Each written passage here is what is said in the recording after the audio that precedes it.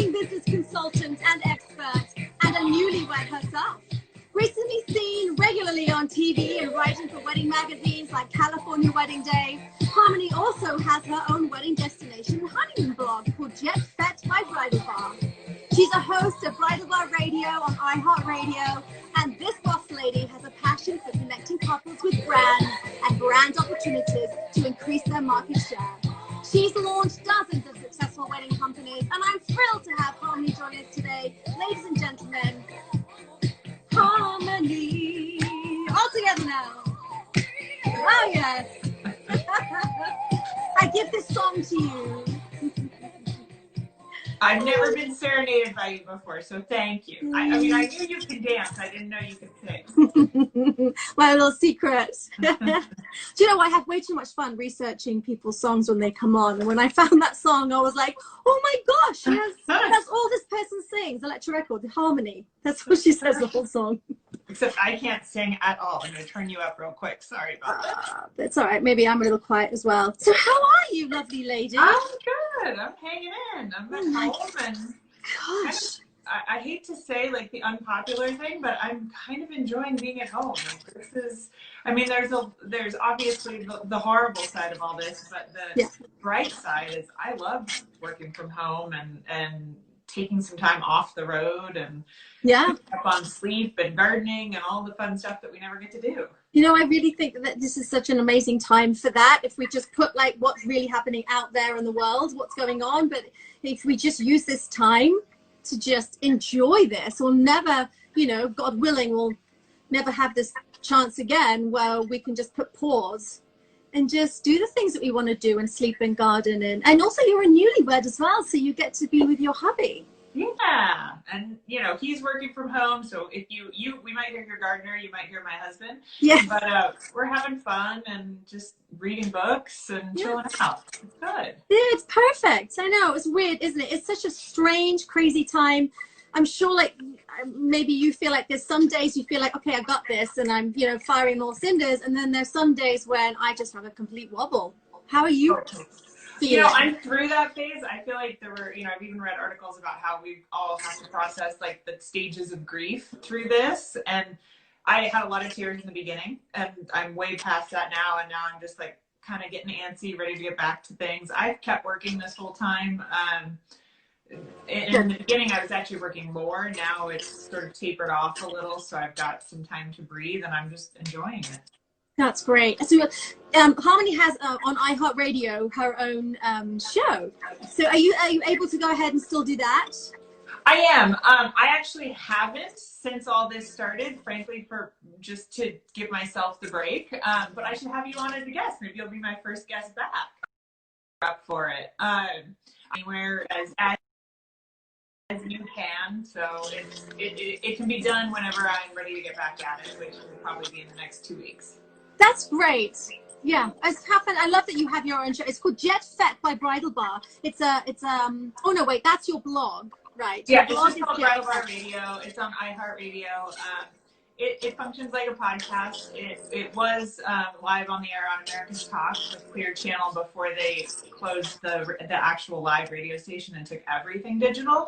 So now it's there on demand. You can listen to like 4 years worth of episodes if you want to binge, if you're bored at home.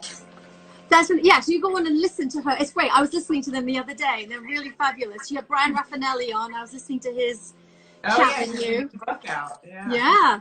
Can you guys hear my gardener? Sorry, it's like really distracting me. I don't know if you can hear it. Just a tad. You're good. Okay. I'm like really trying to focus here. But God bless him. It needed it. He's going to walk by my window now. Love it. So you just like live TV. Thank you. Anyway, it reminds me of that movie with Cameron Diaz, The Holiday. Oh, great. I love that movie. You know, when you can hear the gardeners in the background. When I'm in England and I listen to that movie, I get homesick for LA. When I'm in LA and I see it, I'm homesick for England. Anyway, that's a whole nother show. So take us back. How did you get started? Like, where are you from? Where were you born? And how did you get into the wedding industry? I'm from San Diego, and I went to LA to go to UCLA. So I started my kind of been in LA for 20 years since college. And depending, I mean, how much time do we have? I ended up working for Dustin Hoffman in college, which was awesome. I worked for him for 3 years, and I loved the job. And when I graduated, they offered me to come full time and stay on with the company. And I decided it wasn't what I wanted to do with my life in the long term, though I had loved it. And I really liked Hollywood. So instead, I got a job in PR, working for an agency that represented Hollywood celebrities like Drew Barrymore, Angelica Houston. Wow. Yeah. Oh, she's frozen. Come back. Hold tight. Did you lose me? It's just spinning. I think there are a lot of people doing live shows today. Hold tight. There we go. You're back. All right. I think there's a lot of people doing live shows today. As always, these days, right? It's the new thing. Yeah. And so I was working in celebrity PR, and I felt like I was kind of good at it. And I was, I was climbing the ranks. I was new and young. And then 9/11 hit, and not to age myself, but 9/11 hit. When you were very young. And I hated my boss. And she's not in the industry anymore, so I'll tell this story. But she was at the Four Seasons in Toronto for the Toronto Film Festival at the time. Yeah. And I spent, while the world was grieving, I spent the next 2 weeks calling every connection we had to get her on a private plane home, because the Two Seasons, as she called it, was not to her liking, and she wanted out and she wanted home. When, of course, no one was flying, and no mountain that could be moved. And when we finally got her back in the country, and the office started to pick back up again, I just realized, like, this is not how I want to spend my life. These are not the problems that matter to me. This is not the person I want to work for. Wow. She was the Devil Wears Prada, right? She was a little bit, yes. And even had I switched companies, I really had wanted, I learned from working for the Hoffman family that there is a lot of value in working for yourself and building something for yourself and having that autonomy. And so I ended up quitting the PR job, started a company, pre-bridal bar, and I got hooked up with Art and Walt from Inside Weddings for a project. I love them. Yeah, so they actually gave me my first shot into the wedding industry, and they made me a contributing editor. Yeah. So I started working on the magazine, and I loved it. And I was like, okay, weddings, this is where I need to be, but I'm not a florist. I'm a terrible graphic designer. I would be stressed out on the wedding day. I can't be a wedding planner, so what can I do?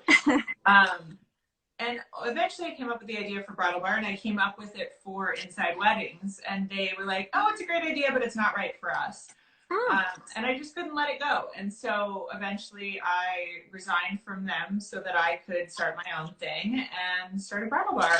And kind of kept my hand in the media world, especially back then. This was pre-blogs, pre-Instagram, pre-social media. So it was important that I freelance and write for a bunch of different bridal outlets, because that kept Bridal Bar in the press and kept me relevant. So that's what Art and Walt at Inside Weddings gave me my start. Wow. God bless them. They're such lovely gentlemen. They really are. And had a great learning place for you as well. And then, oh my gosh, amazing I started at the top.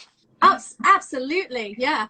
I just adore them. Their wedding magazine is so beautiful and lush, and I'm very thankful to have Weddings featured in there. And you get at least 10 pages. It's amazing. And back then, I don't know if you remember this, Charlie, it was actually this large format folded newspaper with a glossy color cover. And when I met them, they were just transitioning out of the kind of newspaper font and format into a glossy magazine. And so it was a really exciting time. We got to, I got to see kind of the transition and watch them grow. And we would do these big fashion shows in LA. And it was kind of the heyday of media back then. And so it was a fun time.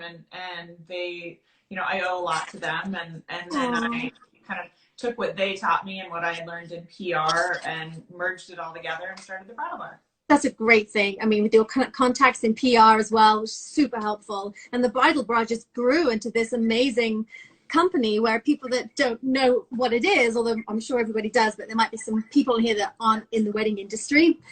It's a company where, well, you explain it. You're better at explaining the company. Well, it's evolved. So at that time, it was a brick and mortar storefront, and the concept was to bring the pages of a magazine to life. So a showroom where we represented the best of wedding professionals, from planners to cake companies, photographers. And we started as a concierge service, a free service to welcome couples into the storefront and help pair them with vendors that were the right fit for price and style and location. And back then it was when, if you were a Beverly Hills resident, you were getting married in Beverly Hills and you wanted a Beverly Hills based photographer. And so it was very hyper local. And so you had to be in the LA area to be represented by us. And how we made our money is still the same model today. Vendors and professionals pay us a retainer to be featured and represented, and then we don't charge anything to the public. The company grew. We licensed, which is sort of like a franchise model, to locations in San Diego and Atlanta with different ownership. And then Instagram showed up, and Pinterest, and all of these different things, and the world changed, and destination weddings went from 10% of the market to 50% of the market in a short period of time, and being hyper local and having that storefront didn't really serve us. Eventually we phased out the Atlanta store, then the San Diego store, and just a few years ago, the LA storefront. So now everything is entirely office based. The model still exists where we're still a virtual concierge to help couples find their companies. And then we represent those companies in a marketing, PR, social media strategy, business development spaces. We really just help companies present themselves in the best possible light so that those couples are ready and wanting to book them when they actually discover them. Yeah, it's amazing. A lot of people are saying on here how much they missed the bridal bar, how fabulous it was. You've got a lot of fans here. You know what?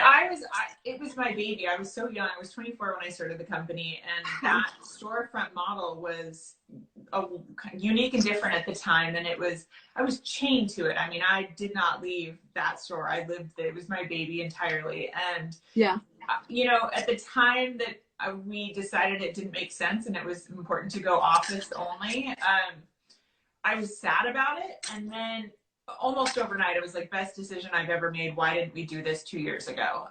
The retail model just no longer made sense, especially in the Los Angeles real estate market. And now I've been talking to my husband about this, who we met when I still had the storefronts. And so he saw me phase them out and kind of go through this business transition and Bridal Bar 2.0. Yeah. And we talk about it now. It's like, I would be out of business if COVID-19 would have put us under after 16 years of business. If I had the overhead of 3 storefronts that were going to be closed for 3 months in major markets with high overhead and all of that. And knowing that people aren't going to return to that storefront right away, if ever, because they don't have to, because everything's gone digital. And everything. So I feel very lucky to not be one of those in that situation right now. You were super smart. You were you always seem to be like ahead of the game, ahead of the trend. I certainly didn't predict what we're going through right now, that's for sure. No, I know. Talking all that, how do you see how do you see weddings progressing now? Everything's changed, completely changed. It's a tough question. I feel like I read so many things online about wedding professionals saying this is what it's going to be. This is when we're going to reopen. This is when we're going to have weddings again. We don't know. Yeah, and I kind of feel like that's silly. Like, I'm not a medical expert. I'm not in government. I frankly, I don't think they have a huge idea either. I just don't know. I think that, and looking through a crystal ball and trying to plan too far ahead is counterproductive because it's just going to change. I remember when it first started, I was working on an article for one of my clients, and she sent me the information that I was going to be publishing in an outlet. She sent it to me on Friday night, and the editor wrote me back and said, "Great, thanks. I'll work on this first thing Monday morning." Come Monday